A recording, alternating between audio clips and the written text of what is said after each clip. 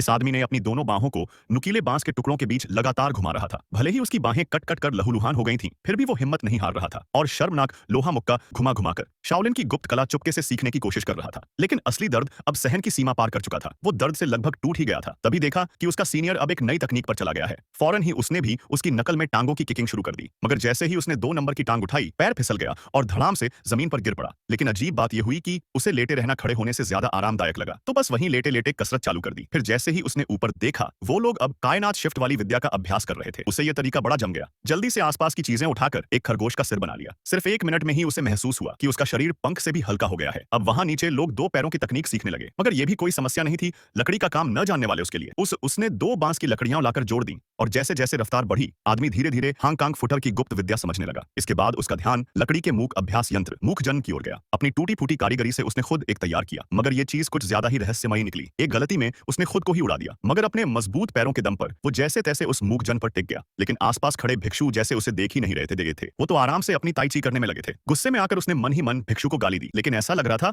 जैसे वो खुद को ही गाली दे रहा हो। बस फिर क्या जिद्दी बन गया और वहीं मूकजन पर ट्रेनिंग चालू कर दी। तभी प्रमुख भिक्षु वहां आ गए। उन्होंने एक अदृश्य किक से मूकजन को मार दिया और वो जबरदस्त तरीके से घूमने लगा। आदमी एक पैर पर टिक गया। उसका पैर जैसे उस टूथपिक जितनी पतली मूकजन पर चिपक गया हो। लेकिन फिर भिक्षु ने उलटी दिशा में एक और हथेली मारी और जबरदस्त झटके से आदमी को 10 लाख मील दूर उड़ा दिया गया।